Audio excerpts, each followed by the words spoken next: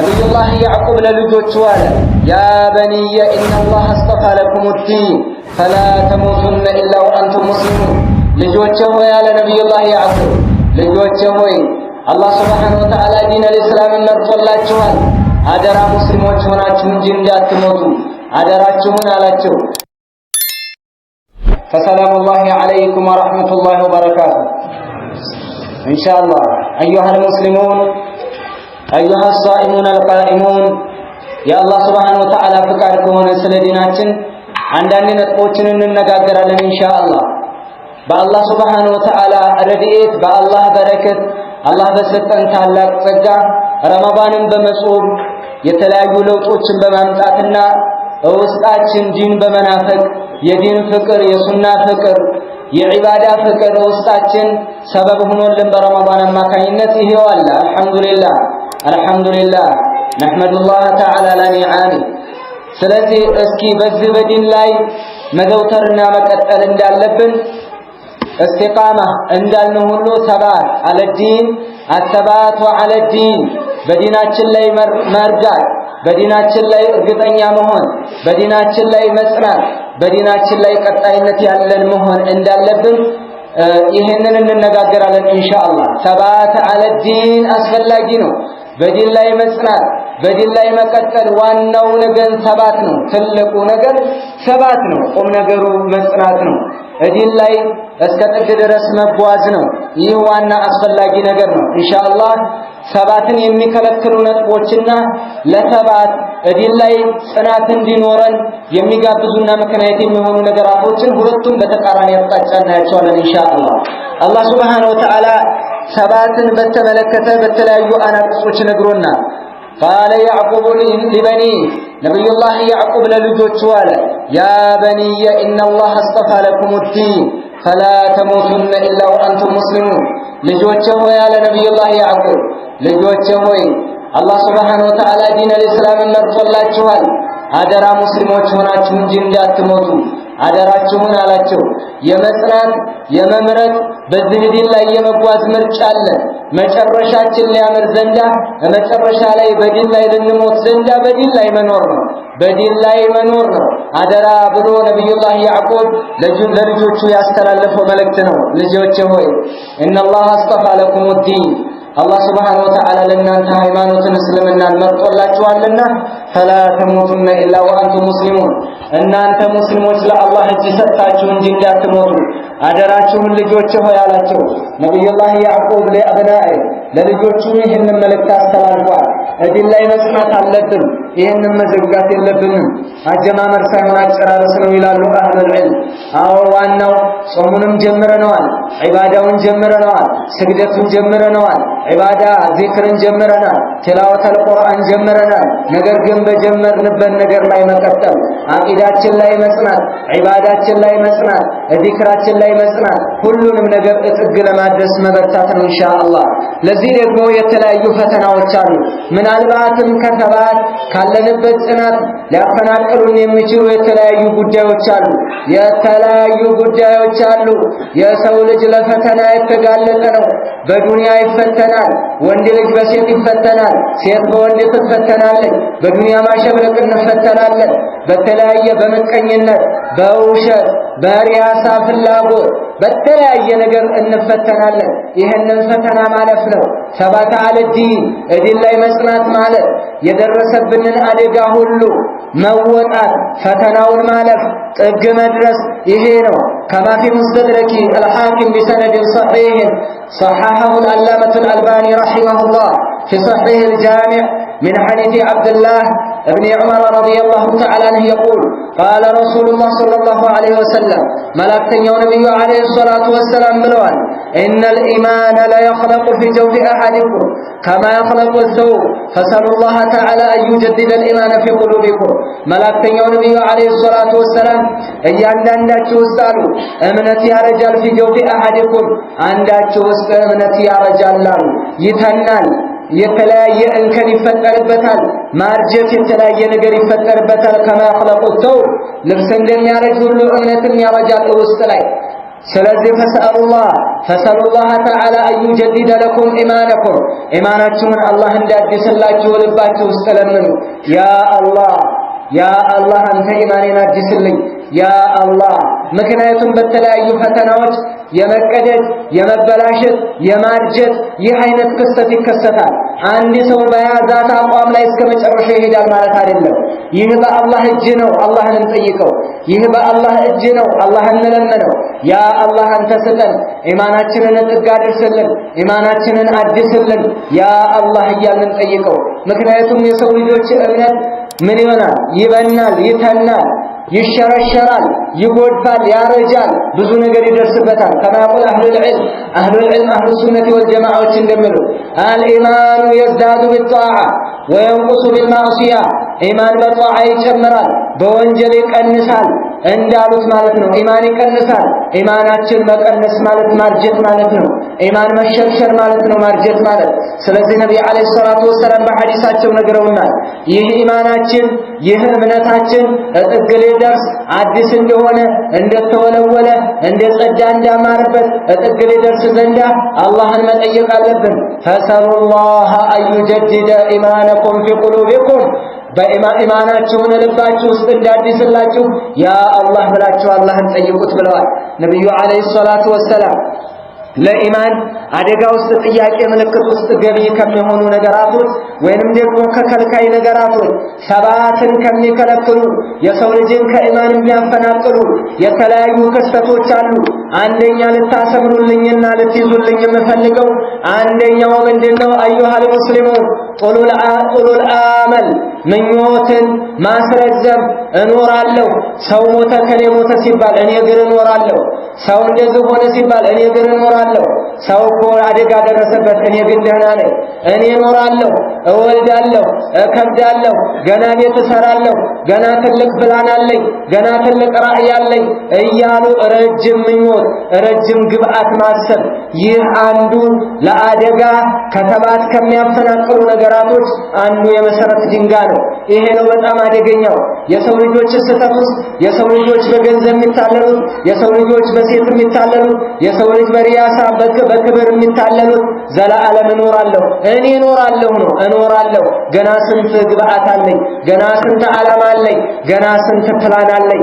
ይሄንን መዋቅር ይሄን ማስቀመጥ ነው። ይሄ አደጋ ነው። ፕላን አታውራ አትኑር ማለት አይደለም። ነገር ግን ዘላለም እኖራለሁ ወደ ኋላ ያንሸራትታል። ለዚህም ነው የቁል አላሁ ጀለ ወዐላ ክብሩ የላቀው ጌታ አላህ ሱብሓነሁ ወተዓላ በተከበረ ቃሉ ይለናል አለም የእኒ ለለዚነ አመኑ አን ተኽሸዐ ቁሉቡሁም ሊዚክሪላህ አለም የእኒ ለለዚነ አመኑ ለመሆኑ ለነዛ ላመኑት አልቀረበላቸውም አን ተኽሸዐ ቁሉቡሁም ሊዚክሪላህ ለአላህ ሱብሓነሁ ወተዓላ ተግሳጽ ልባቸው ልትርድ ልትፈራ ዘንዳ ወማ ነዘለ ሚነል ሐቅ ከሐቅም ከቁርአንም በወረደው ሊመከሩ ሊገሰጹ ዘንዳ ልባቸው ለመሆኑ አልቀረበላቸውም ይላል። ወላ የኩኑ ከለዚነ ኡቱል ኪታብ እንደነዛ መጽሐፍ እንደተሰጡት ሚን ቀብል ከዚህ በፊት መጽሐፍ እንደተሰጡት እንዳይሆኑ ሚን ቀብሉ ፈጠለ ዐለይሂም አልአመዱ ፈቀሰት ቁሉቡሁም ወከሲሩን ሚንሁም ፋሲቁን እነዛ መጽሐፍ ተሰጥቷቸው ረጅም ዕድሜ ሲኖሩ ጊዜ ሲቆይባቸው እንደተበላሹትና ልባቸው እንደደረቁት እንደነሱ እንዳይሆኑ ዘንዳ በቁርአን ሊመከሩ ዘንዳ ልባቸውም ለአላህ ዚክር አላህ ሱብሓነሁ ወተዓላ ለአላህ ተግሳጽ ልትፈራ ልትርድ ዘንዳ አልቀረበላቸውም ቀርቦላቸዋል እያለ ነው አላህ። ስለዚህ ረጅም ዕድሜ መኖር ምናልባትም አደገኛ አመለካከት አለው። ረጅም ሐሳብ ረጅም ጊዜ መኖር ሊያረጅ ይችላል። ውስጣችን ያለ ነገር ሊሸረሸር ይችላል። ይኸው ወማ ነዘለ ሚነል ሐቅ በአላህ ዚክር አላህን በማስታወስ በአላህ ተግሳጽ እንዲሁም ወማ ነዘለ ሚነል ሐቅ ቢልቁርአን በቁርአን ልባቸው ሊርድ ዘንድ አልቀረበላቸውም ቀርቦላቸዋል ይላል። እንደነዛም እንዳይሆኑ መጽሐፍ እንደተሰጣቸው ረጅም ዕድሜ ሲኖሩ ምን ሆነ?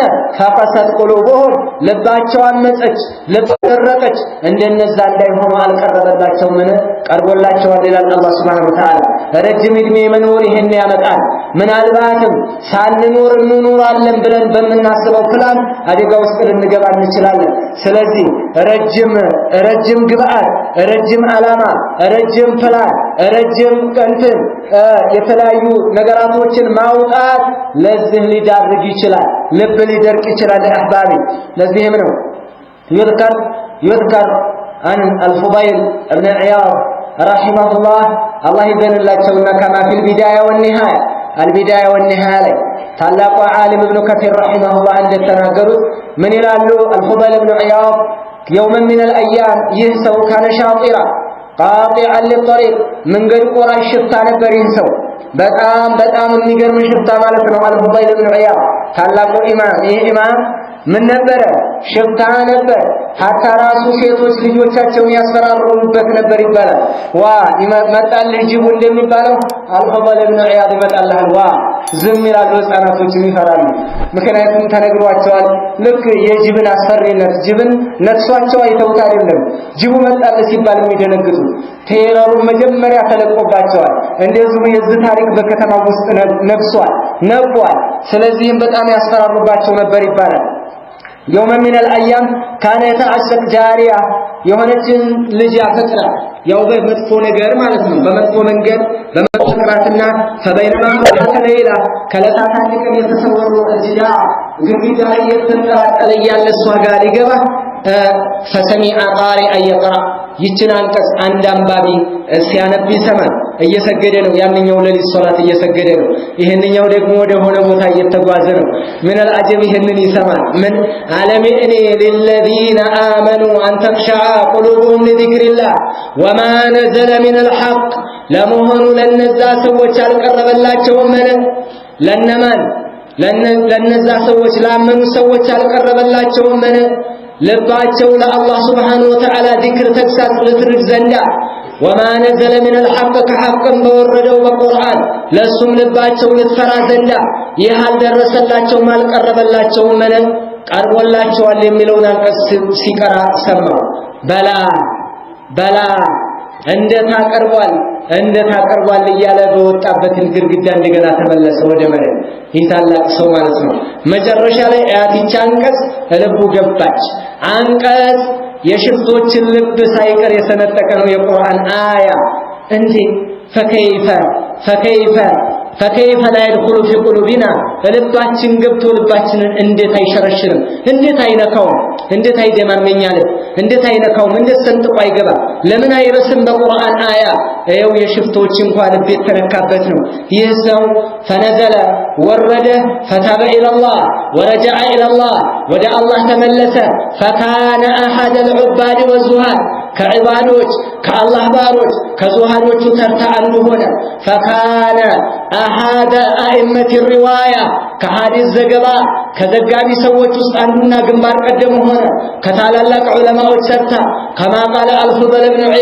كما قال الفضل بن عياض رحمه الله እየተባለ የማይነገር ታሪክ የለም ባሁን ሰዓት ይኸው ተመልከቱ የዚች አንቀጽ ፍሬ ይህ አንቀጽ ያመጣው የዚች አንቀጽ ውጤት ነው ይህ አንቀጽ ሁላችንንም ሊነካ የግድ ነው ውስጣችንን ሊነካው የግድ ነው ልንመከርበት ልንገሰጽበት አቅጣጫችንን ልንቀይር ልናስተካክል በትክክለኛው እምነት ላይ ከጥፋት ወደ ትክክል ከሽርክ ወደ ተውሂድ ከቢድዓ ወደ ሱና ከማስጠጣ ራሳችንን ልናስተካክልበት የግድ ነው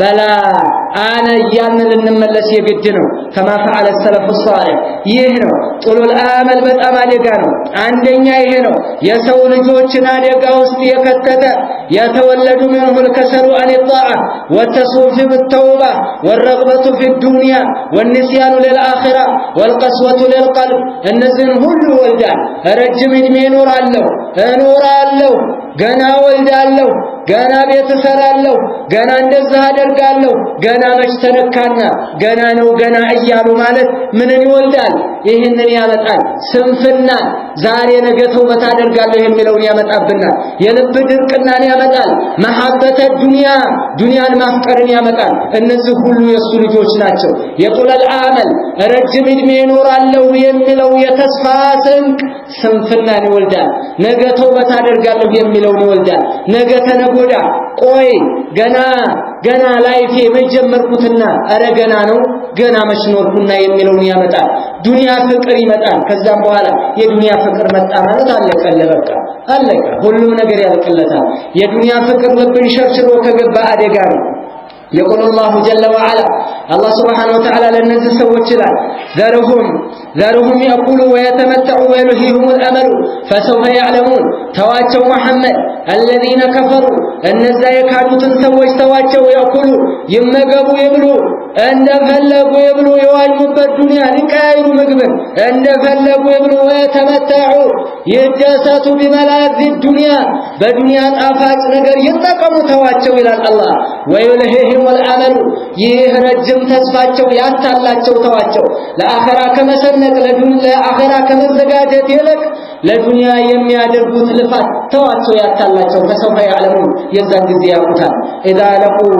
وبال ما صنعوا የሰሩትን ስራ ዋጋ ሲያገኙ የዛን ጊዜ ያውቁታል ይላል አላህ Subhanahu Wa Ta'ala ተዋቸው እነሱ ለኔ ተዋቸው ይላል አላህ Subhanahu Wa Ta'ala ተዋቸው ማለት ዳዕዋ አታድርጋቸው አትዋጋቸው ጂሃድ አትክፈትባቸው ማለት አይደለም ይህ ማለት አይደለም እንደውም بعض اهل العلم هذه الايه منسوخه بايه الجهاد ይላሉ ተዋቸው ማለት ጭራሽ ተዋቸው እንደፈለጉ ያሉ አይደለም ተዋቸው ነብዩ አለይሂ ሰላቱ ወሰለም ነገር ግን ረጅም ተስፋ ረጅም እድሜ ረጅም አስተሳሰብ ይሄንን ያመጣል ይሄንን የዱንያን ፍቅር ያመጣል በአሁን ሰዓት አወረሱ ምዕራባውያን ናቸው ያወረሱ ለህይወት ፕላን አውጣ የቤተሰብ ፕላን አውጣ የኑሮ ፕላን አውጣ የምንድን ፕላን አውጣ ሁሉም ፕላን በፕላን ስንት የገነባነው ነገር አለ ምድር ላይ የሌለ ነገር ማለት ነው ስንቱን ቤት ሰርተነዋል ስንቱን መርተነዋል ስንቱን አስተዳድረነዋል ስንቱን ዋይተንበታል ያ ዓለም ይኖራልና ያ አላህ ላ ኢላሃ ኢላላህ ሱብሃንአላህ አንድ አኺራን የሚያስብ እዛኛው ዓለም ቤት አለኝ ያለ መንገደኛ ገና እዛፍ ራስር የሚኖር ይህንን ረጅም ነገር አስቦ ያንኛውን ዓለም መዘጋት አለበት ምናልባትም እሺ ኑር ስራ ከስብ አትነግድ አይደለም ነግድ አትስራ አይደለም ስራ ይሄማ የግድ ነው የሷሃቢዮች ስራ ነው የነብያቶችም ስራ ነው ነብያቶች አናጺም አለ ውስጣቸው ብረትም ሲሰራ ነበረ ነጋዴም ነበር እንደ ነብዩ አለይሂ ሰላም ነግድ ታታሪ ነጋዴ ሆነ ያለን ስራ ሙያ ተካልና ስራ ነገር ግን ዘላለም እኖራለሁ የሚለው ፕላን አውጥተህ የዱንያ ፍቅርን እንዳትቆጣጠር አደራ ይሄ በጣም ትልቁ አደጋ ነው እነዚህ ሰዎች ረጅም እድሜ አቅደው ለ300 ዓመት ሳይቀር ወደፊት ፕላን ያወጣሉ ለልጃቸው ለልጅ ልጃቸው ሳይቀር ያወጣሉ ለምን ዱንያቸው መኖሪያቸው መጨረሻው መጀመሪያው እዝች ነው ትንሽ ሳንድዊች ሊበሉ ነው እዛማ ينتظرهمና እሳት ነው የሚጠብቃቸው አዓደና አላህ ይጠብቀንና ስለዚህ እንደ እንስሳ እንድንኖር ውስጣችንን እንድናረካ ሴት ብቻ እንድናተራመስ ምግብ በአይነቱ እንድንጠቀም ያገኘነውን እየቀያየር ያገኘነውን እየበላ ያገኘነውን እየኖር በዛ ዓለማችን እንድናሳልፍ ይፈልጋሉ ላ ይህ አይደለም የተፈጠርንበት ዓላማ አለ አላህ Subhanahu Wa Ta'ala ዓላማውን ነግሮና ፈረንጅ ነገርህ አይደለም ዓላማ አላህ የነገረን ትልቁ ግብአት ወማ خلقtul jinna wal insa illa liya'budun የሰው ልጅንም ሆነ አጋንንትን አልፈጠርኩም እኔን ሊያመልኩኝ እንጂ ብሏል